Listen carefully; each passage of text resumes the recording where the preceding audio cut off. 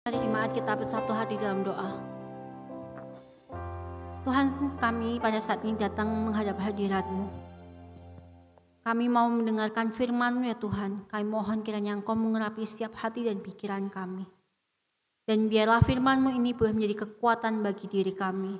Boleh menjadi cerminan bagi kehidupan kami. Dan terlebih lagi ya Tuhan, biarlah firman-Mu ini boleh menjadi pegangan di dalam kehidupan kami. Dan menjadi nilai-nilai untuk kami boleh bersikap dan bertingkah laku dalam kehidupan kami masing lepas pribadi. Tuhan, kami juga berdoa, kiranya Engkau juga memakai hamba-Mu. Biarlah Engkau akan mau mengurapi hamba-Mu di dalam pemberitaan ini ya Tuhan. Mengurapi setiap diri kami juga yang akan mendengarkan firman-Mu pada saat ini. Doa ini kami panjatkan di dalam nama Tuhan kami Yesus Kristus. Amin.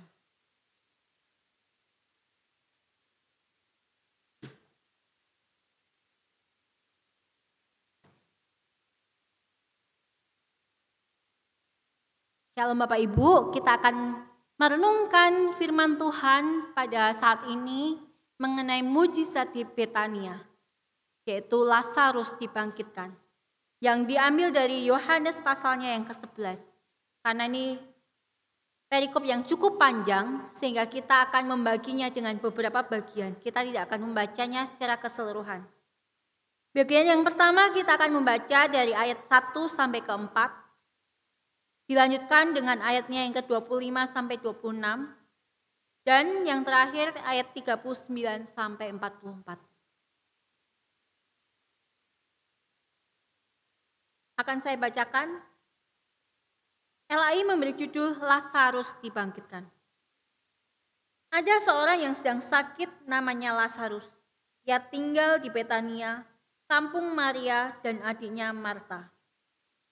Maria ialah perempuan yang pernah meminyaki kaki Tuhan dengan minyak mur dan menyekanya dengan rambutnya. Dan Lazarus yang sakit itu adalah saudaranya. Kedua perempuan itu mengirim kabar kepada Yesus. Tuhan, dia yang Engkau kasihi sakit. Ketika Yesus mendengar kabar itu, ia berkata, penyakit itu tidak akan membawa kematian, tetapi akan menyatakan kemuliaan Allah. Sebab oleh penyakit itu, anak Allah akan dimuliakan. Ayatnya yang ke-25. Jawab Yesus, akulah kebangkitan dan hidup. Barang siapa percaya kepadaku, ia akan hidup walaupun ia sudah mati. Dan setiap orang yang hidup dan yang percaya kepadaku tidak akan mati selama-lamanya. Ayat ke-39. Kata Yesus, angkat batu itu. Marta, saudara orang yang meninggal itu berkata kepadanya, Tuhan, ia sudah berbau, sebab sudah 4 hari ia mati. Jawab Yesus, bukankah sudah kukatakan kepadamu, jika engkau percaya, engkau akan melihat kemuliaan Allah. Maka mereka mengangkat batu itu. Lalu Yesus menengadah ke atas dan berkata, Bapa, aku mengucap syukur kepadamu karena engkau telah mendengarkan aku. Aku tahu bahwa engkau selalu mendengarkan aku. Tetapi oleh karena orang banyak yang berdiri di sini melihat aku mengatakannya supaya mereka percaya bahwa engkaulah yang telah mengutus aku. Dan sesudah berkata demikian, berseterulah ia dengan suara keras. Lazarus, marilah keluar. Orang yang telah mati itu datang keluar. Kaki dan tangannya masih terikat dengan kain kapan dan mukanya tertutup dengan kain peluh. Kata Yesus kepada mereka, bukalah kain-kain itu dan biarkanlah ia pergi. Sejauh ini pembacaan kita, Bapak Ibu Saudara.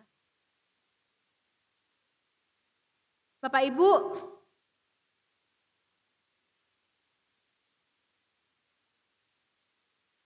di dalam waktu dekat ini atau apakah di dalam kehidupan Bapak Ibu pernah mendengarkan suatu berita yang untuk Bapak Ibu sangat unik, sangat menarik dan itu tidak lazim dilakukan.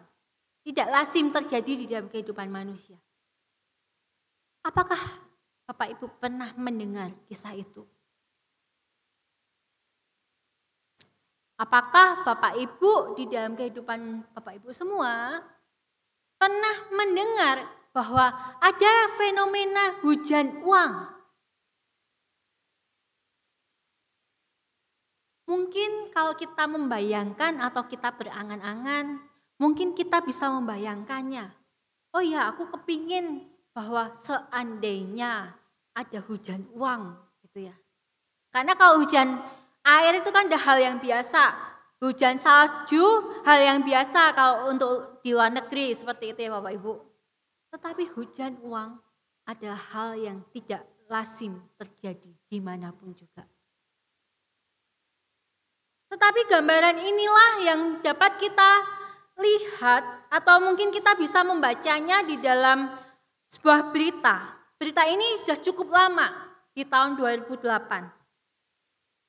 Di daerah Serang, Banten, hanya di daerah lapangan di Serang, Banten itu terjadi hujan uang. Hujannya hujan lokal Bapak Ibu. Dan sudah pasti hujan uang ini sangat menarik banyak orang. Bagi masyarakat Serang, Banten yang lewat lapangan pada waktu itu pasti langsung menarik hati, menarik mata juga. Ketika mereka berkendara baik dengan motor atau berjalan kaki atau dengan mobil begitu melihat ada hujan uang, saya percaya pasti banyak orang yang akan berhenti dan memungutin uang-uang itu. Nah Bapak Ibu, hujan uang ini bukanlah hujan yang diciptakan atau berasal dari Tuhan gitu ya. Tetapi hujan uang ini adalah hujan buatan. Ada orang yang membuat hujan uang ini. Siapa yang membuatnya Bapak Ibu? Dia adalah seorang motivator yang bernama Tung Desem.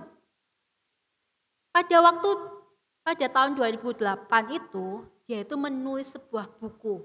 Jadi dia sudah selesai menulis dan dia ingin mempublikasikannya. Dia ingin memperkenalkan buku barunya kepada banyak orang. Jadi dia berpikir, gimana caranya supaya bukunya itu dikenal banyak orang dan banyak diminati oleh orang-orang. Kalau seandainya mengundang wartawan infotainment itu bukankah hal yang biasa. Jadi begitu launching bukunya terus mengundang media massa itu hal yang biasa. Nah, dia mencari sesuatu yang luar biasa. Sesuatu yang tidak biasanya dipikirkan oleh manusia pada umumnya, yaitu dia membuat hujan uang. Dia menyebarkan uang 100 juta di daerah lapangan Serang, Banten ini, Bapak Ibu. Dan bukan hanya yang bersuka cita adalah penduduk pada waktu itu, tetapi yang imbas dari apa yang dilakukan itu juga berdampak di dalam hidupnya. Walaupun dia tidak mengundang media massa untuk memperkenalkan bukunya, tetapi dengan perbuatannya itu dia dikejar banyak media massa. Dan bukan hanya sekedar 1 atau 2 media massa yang mencari dia. Yang mencari dia, yang memburu informasi dari dia itu sebanyak 125 media massa. Bukan hanya dari Indonesia, tetapi juga dari luar negeri. Kenapa Bapak Ibu? Karena hal ini adalah hal yang luar biasa.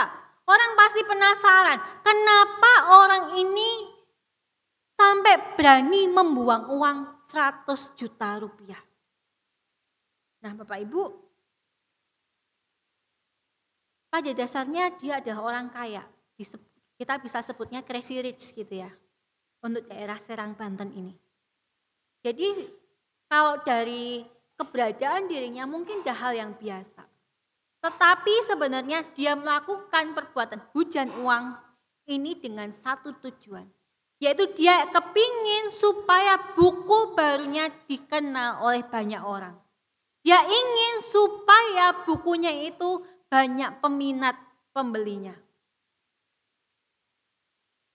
Nah, Bapak Ibu, apakah tujuannya tercapai? Saya yakin pasti banyak orang tertarik gitu ya. Karena orang-orang penasaran, siapa sih orang ini? Terus buku seperti apa yang dia tulis? Dia diwawancara dengan banyak media massa dari dalam dan luar negeri. Sehingga tanpa dia membuat janjian dengan media massa, tetapi media massa itu yang mencari dirinya. Nah, Bapak Ibu, mungkin perbuatan dari Tung Desem ini sangat menarik bagi orang yang mendengarnya. Nah, kalau kita melihat atau kita menyaksikan di dalam firman Tuhan sekalipun, kita juga melihat bahwa perbuatan Tuhan Yesus juga menarik banyak orang. Secara khusus perbuatan atau tindakan-tindakan Tuhan Yesus yang tidak biasanya dilakukan oleh orang pada umumnya. Perbuatan mujizat Tuhan Yesus banyak menarik orang-orang pada waktu itu. Mujizat adalah pekerjaan Tuhan yang tidak terbatas di dalam kehidupan manusia yang terbatas.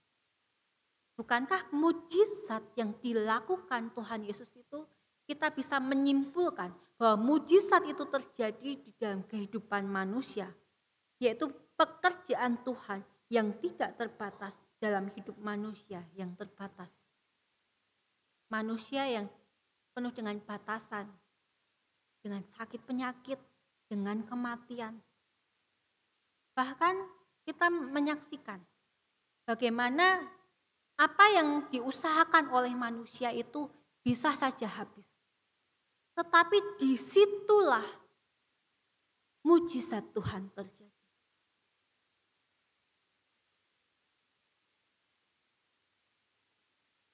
Apa sih sebenarnya tujuan dari mujizat Tuhan itu? Secara khusus ketika kita membaca firman Tuhan dari kisah kebangkitan Lazarus ini. Yang pertama, tujuannya adalah memperkenalkan bahwa Yesus adalah kebangkitan dan hidup. Kenapa Yesus bisa menjadi kebangkitan dan hidup? Karena Yesus adalah Allah. Jadi setiap mujizat yang dilakukan oleh Tuhan Yesus mengarahkan setiap orang pada waktu itu, baik yang mengalami atau yang melihat, itu diarahkan untuk mengenal siapa pribadi Yesus itu sendiri.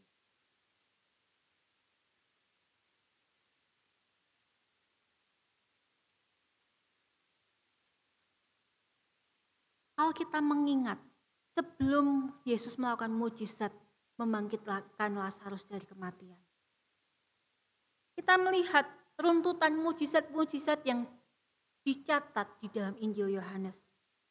Yang pertama adalah mengubah air menjadi anggur. Melalui mujizat ini, Tuhan Yesus ingin menunjukkan bahwa Dia adalah Allah yang Maha Kuasa, yang dapat mengubahkan sesuatu yang bisa menjadi sesuatu yang luar biasa, menjadi anggur yang sangat berkualitas. Jadi segala perbuatan Tuhan Yesus itu pastinya menunjukkan kualitasnya sendiri. Yang kedua, melalui mujizat kesembuhan anak perwira, kita dapat menyaksikan bahwa Tuhan Yesus memiliki kuasa yang melampaui tempat dan waktu. Tuhan Yesus adalah Allah yang Maha Kuasa, sehingga Dia bisa menyembuhkan tanpa Dia harus hadir di tempat itu. Dan ketika kita menyaksikan mujizat Tuhan Yesus mengenai Tuhan Yesus menyembuhkan orang yang lumpuh, kita melihat bahwa sesuatu yang tidak mungkin, sesuatu yang orang lumpuh ini sudah sakit sangat lama, sekitar 39 tahun. Tetapi Tuhan Yesus sanggup untuk menyembuhkannya. Tuhan Yesus sanggup untuk memulihkannya. Kalau secara medis, secara kedokteran, siapa yang dapat menyembuhkan orang yang sudah lumpuh selama 39 tahun?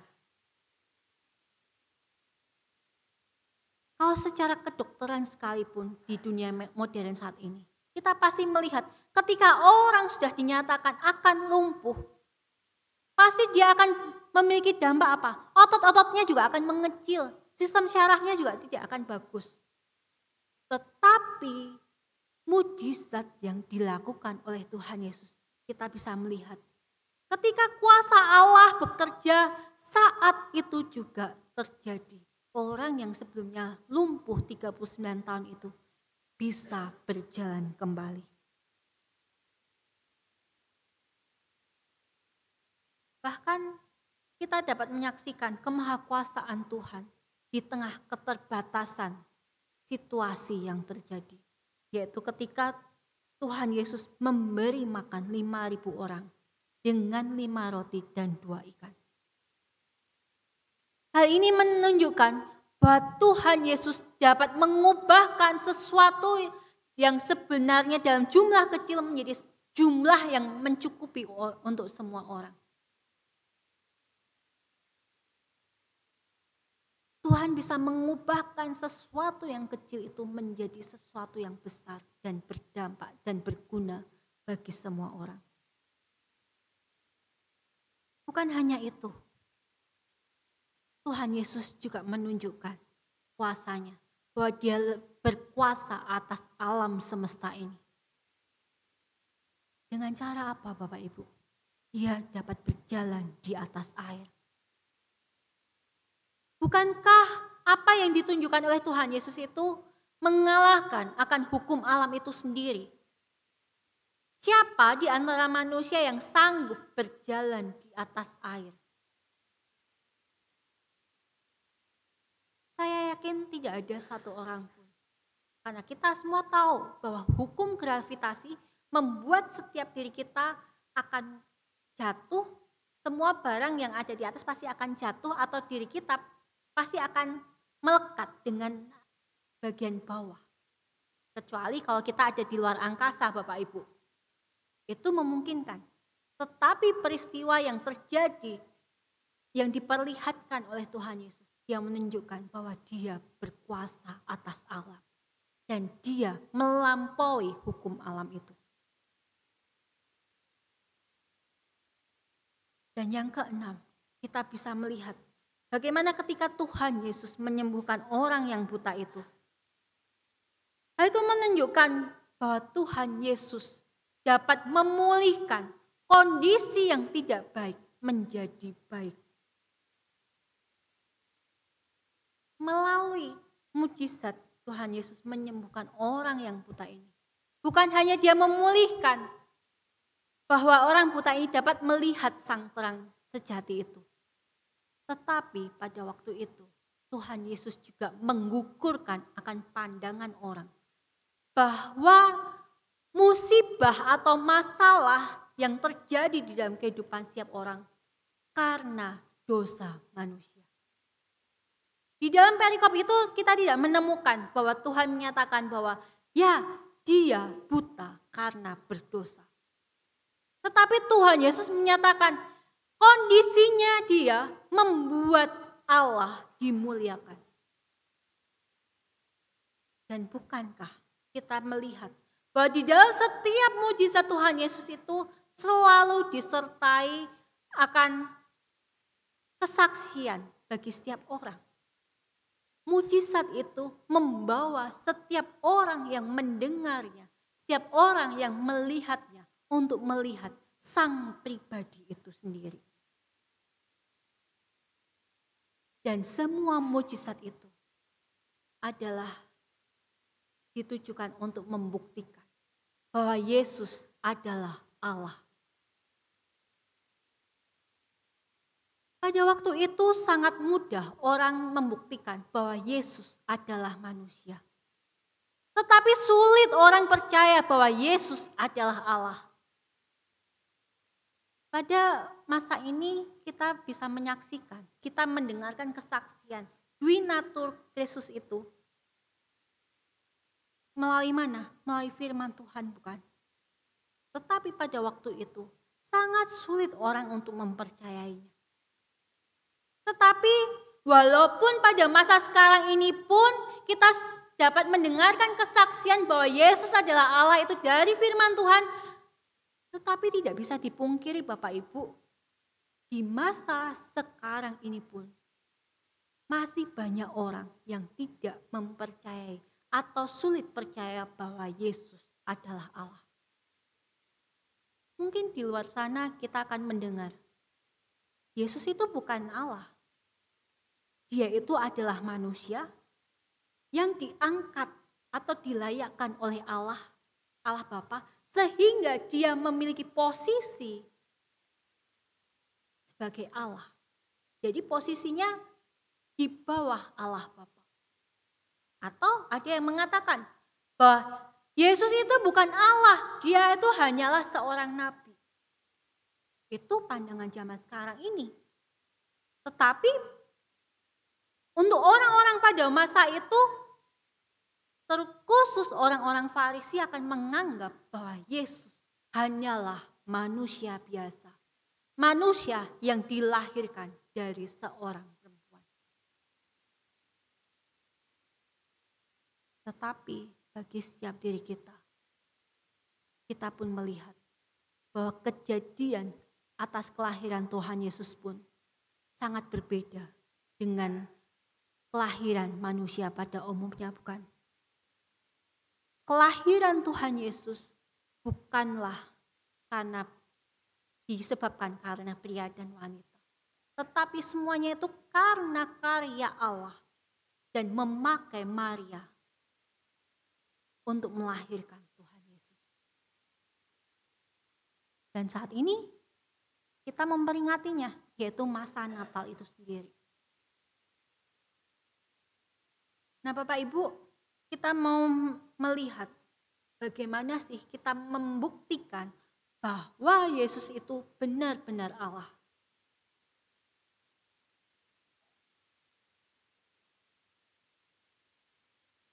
Paling tidak kita bisa mengkajinya, membuktikan bahwa Yesus adalah Allah dari 5 hal yang kita bisa singkat dengan kata hands. Hands, kalau kita melihat tangan, hands, bahasa Inggrisnya. Nah, kita melihat hanya adalah honor atau kehormatan.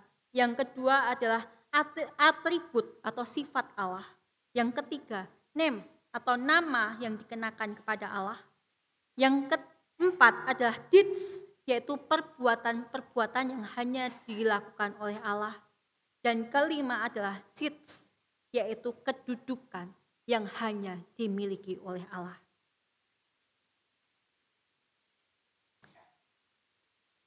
Nah, kita melihat di dalam Yohanes 11 ayatnya yang ke-25 dikatakan, Yesus berkata kepadanya, "Akulah kebangkitan dan hidup. Siapapun yang percaya kepadaku, ia akan hidup walaupun ia sudah mati."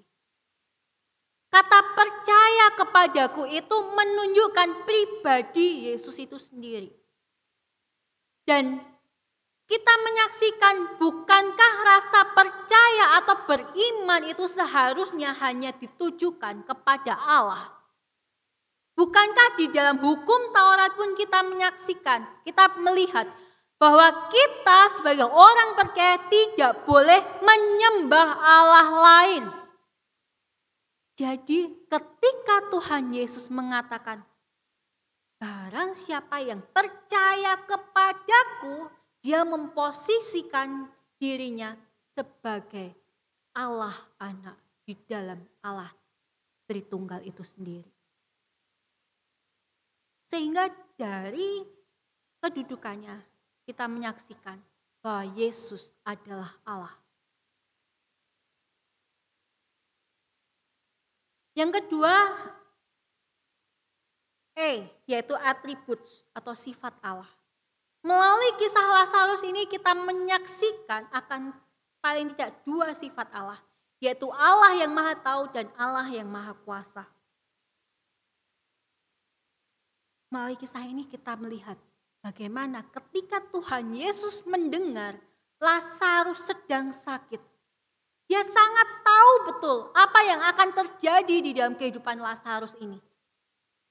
Lazarus sedang mengalami sakit keras dan sebentar lagi akan mengalami kematian itu sendiri.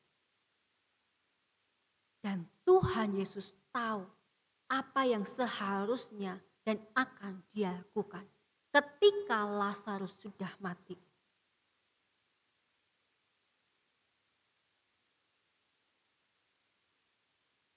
Dan yang kedua, melalui kisah Lazarus ini kita melihat Yesus itu adalah Allah yang Maha Kuasa. Karena dia Allah, karena dia adalah kebangkitan dan kehidupan itu sendiri, sehingga dia sanggup untuk membangkitkan Lazarus dari kematian. Hanya Allah saja yang dapat memberikan kehidupan bagi manusia. Kita melihat di dalam kitab Kejadian, kita menyaksikan dari mana manusia hidup. Ketika Allah menciptakan manusia dari debu dan tanah, manusia mengalami kehidupan sejak Allah menghembuskan nafas kehidupan itu. Jadi Bapak Ibu, kita menyadari dari hal ini bahwa tidak ada satu orang pun yang berkuasa atas hidupnya sendiri. Dari hal ini kita tahu bahwa hanya Allah yang berkuasa atas kehidupan manusia.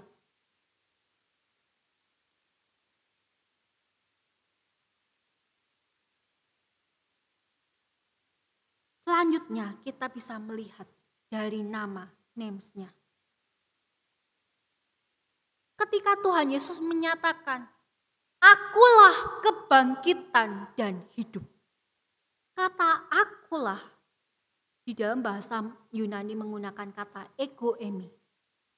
Kata ego emi ini merujuk pada kata aku di dalam Perjanjian Lama, yaitu kalau biasanya Perjanjian Lama adalah bahasa Ibrani, yaitu dengan sebutan ane dalam bahasa Ibrani yang menyatakan aku sebagai pribadi Allah. Ego emi ini adalah pribadi Allah. Sehingga ketika Tuhan Yesus menyatakan ego emi, dia menyatakan ego emi he anastasis kai he soe. Akulah kebangkitan dan hidup. Di situ Tuhan menyatakan, aku adalah Allah yang sanggup untuk memberikan kebangkitan dan kehidupan itu.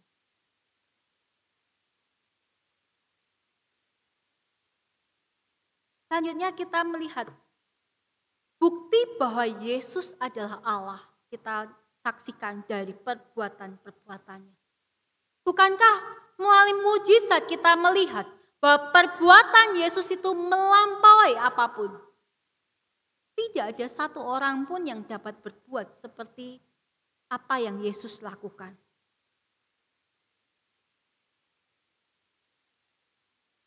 Contohnya, kita melihat bahwa Yesus adalah Allah atas alam. Dan Yesus berkuasa atas waktu dan segala sesuatu yang dilakukan oleh Tuhan Yesus sangatlah berkualitas. Hal ini kita bisa melihatnya dari mana Bapak Ibu? Kita saksikan pertama, di dalam mujizat pertama Tuhan Yesus mengubah air menjadi anggur. Dia mengubah air menjadi anggur, bukan hanya anggur yang biasa, tetapi anggur yang sangat enak. Di dalam kehidupan Lazarus sendiri, kita menyaksikan bahwa Tuhan Yesus memiliki kuasa atas kualitas alam dan waktu itu dari mana? Ingat, dikatakan bahwa Lazarus sudah 4 hari mengalami kematian. Secara kedokteran, secara manusia, secara hukum alam, jenazah yang mati dan sudah 4 hari, maka akan mulai mengeluarkan bau. Yang itu menunjukkan bahwa mulai adanya pembusukan di dalam jenazah ini. Tetapi kita melihat dan kita bisa menyaksikan apa yang terjadi di dalam kehidupan Lazarus itu. Di ayat 44 dikatakan, orang yang telah mati itu datang keluar, kaki dan tangannya masih terikat dengan kain kapan dan mukanya tertutup dengan kain peluh. Kata Yesus kepada mereka, bukalah kain-kain itu dan biarkan dia pergi. Dari gambaran ini kita melihat bahwa tidak ada perubahan di dalam fisik si Lazarus ini. Bahkan kalau kita menyaksikan di dalam Yohanes 12, kita bisa menyaksikan bahwa Lazarus itu ketika dia dibangkitkan, membuat banyak orang datang kepada Yesus. Kenapa? Karena melalui kehidupan yang diberikan oleh Tuhan inilah, banyak orang menyaksikan, ya Lazarus hidup. Dan Lazarus inilah menjadi kesaksian hidup bagi Allah.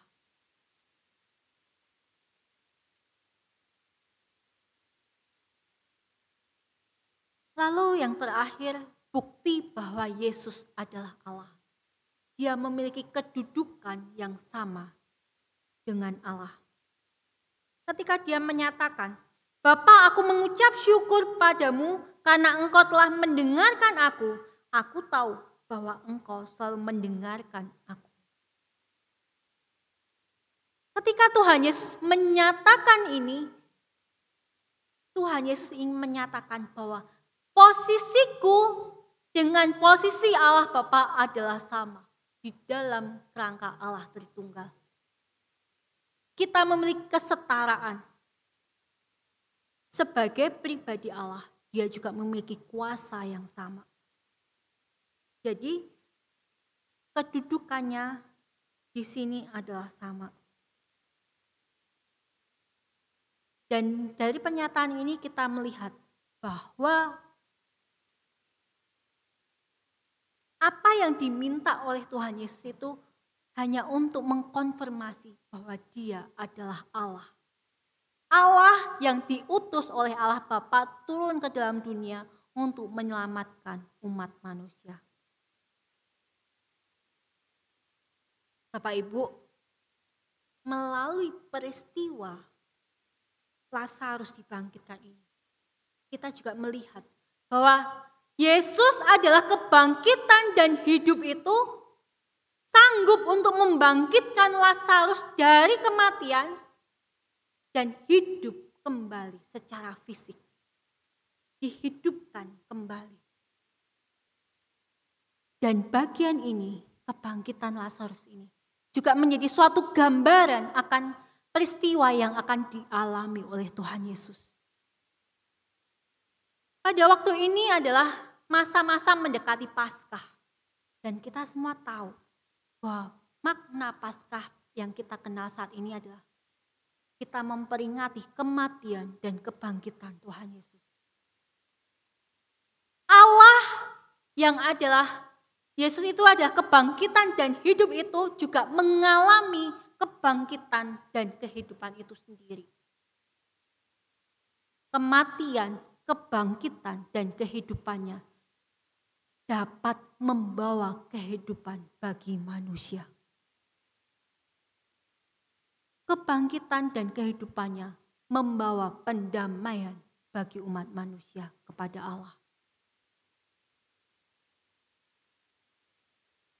Kita semua tahu, jikalau Tuhan Yesus tidak mengalami kematian, kebangkitan, dan kehidupan, maka sia-sialah kita percaya kepada Allah. Kenapa? Karena keselamatan itu tidak bisa kita perjuangkan sendiri. Natur kita adalah natur manusia yang berdosa. Tetapi melalui kebangkitan Tuhan Yesus inilah kita mendapatkan pengharapan untuk hidup bersama dengan Allah. Selain itu, apa sih tujuan Tuhan Yesus membuat mujizat Lazarus dibangkitkan ini? Tujuan dari bagian ini adalah Tuhan Yesus ingin menekankan bahwa hidup manusia itu bertujuan untuk kemuliaan Allah. Hidup manusia itu bertujuan untuk memuliakan Tuhan. Itulah tujuan yang diciptakan oleh Tuhan Yesus. Bukankah tujuan ini yang juga diciptakan Allah atau diberikan Allah ketika manusia pertama itu diciptakan? Bukankah tujuan memuliakan Tuhan ini juga seharusnya dilakukan oleh Adam dan Hawa? Tetapi Bapak Ibu, apa yang terjadi? Adam dan Hawa tidak memuliakan Tuhan di dalam hidupnya. Adam dan Hawa memuliakan dirinya ketika dia makan buah pengetahuan yang baik dan yang jahat. Bapak Ibu, hidup yang memuliakan Tuhan adalah hidup yang telah mengalami pemulihan di dalam Tuhan. Setiap diri kita bisa hidup memuliakan Tuhan jikalau kita sudah mengalami pemulihan dari Tuhan itu sendiri. Kita dapat memuliakan Tuhan jikalau kita sudah mendapatkan pendamaian dengan Allah itu sendiri. Kita dapat hidup memuliakan Tuhan jikalau kita merasakan akan kasih Tuhan, karya Tuhan di dalam hidup kita. Seperti kehidupan Lazarus, dia menjadi kesaksian hidup karena dia sudah mengalami perbuatan Tuhan. Maria dan Marta dapat memberikan kesaksian karena Maria dan Marta telah mengalami karya Tuhan di dalam hidupnya.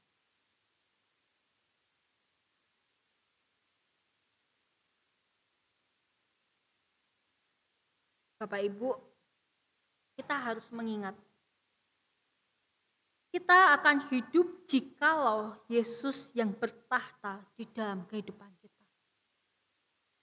Tetapi jikalau si manusia ini yang bertahta di dalam kehidupan kita, maka kita akan mengalami kematian.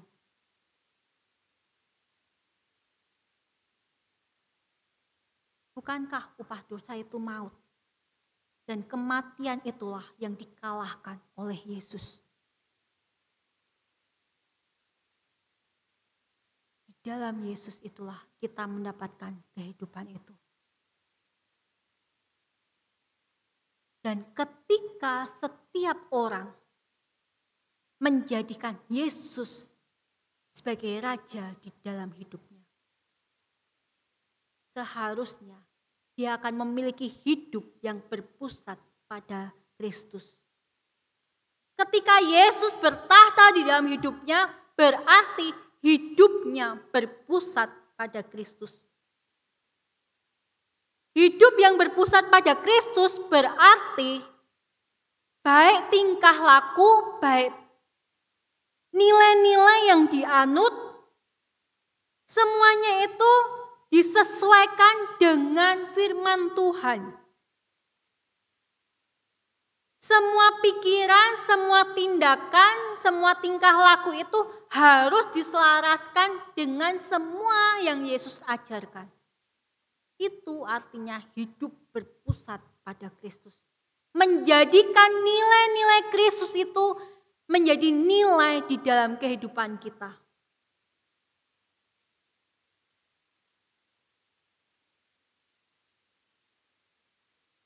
Yang kedua, jikalau kita menjadikan Yesus sebagai raja di dalam hidup kita, berarti kita menjalani kehidupan ini dengan satu tujuan, yaitu hidup semakin serupa dengan Kristus.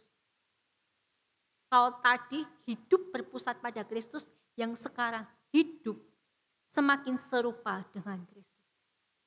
Hidup serupa dengan Kristus berarti kita dengan sadar mengimitasi semua tindakan, semua perilaku yang sudah Tuhan Yesus teladankan selama dia hidup di dunia ini. Dengan kesadaran penuh kita meneladani Yesus ketika ada orang yang membenci kita, tidak menyukai kita, maka kita tetap mengasihi dia.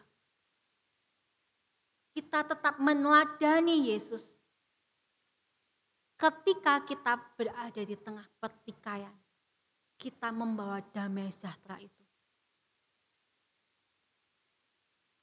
Hidup yang serupa dengan Kristus berarti kita dengan sadar rela merendahkan diri kita bagi orang lain.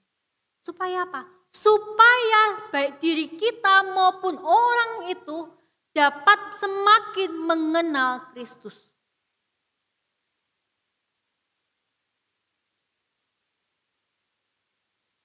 Bapak Ibu, ketika kita hidup berpusat pada Kristus, ketika kita hidup semakin serupa dengan Kristus, yang berarti kita menjadikan Kristus Raja di dalam hidup kita, maka akan ada transformasi, maka akan ada perubahan di dalam hidup kita. Perubahan apa yang akan kita rasakan? Kita akan menjadi pribadi yang memiliki kasih. Kita akan menjadi pribadi yang akan membawa damai bagi sekitar kita. Dan ketika Yesus menjadi Raja di dalam hidup kita, maka kita dapat menunjukkan kemurahan, kebaikan, kesetiaan, kelemah lembutan, kesabaran, dan penguasaan diri di dalam kehidupan kita. Tetapi jikalau si ego ini yang menjadi raja di dalam hidup kita, maka yang akan terjadi di dalam hidup kita akan membawa perpecahan dimanapun kita berada. Kita akan membuat kecemaran di dalam kehidupan, baik di dalam kehidupan kita maupun kehidupan orang lain. Kita akan membawa pengaruh buruk bagi orang lain. Dan kita akan diliputi rasa iri. Kita akan membuat perseteruan dengan orang lain. Kita bisa menciptakan perselisihan dimanapun kita berada. Dan semuanya itu terjadi karena si aku yang menjadi raja di dalam hidup kita.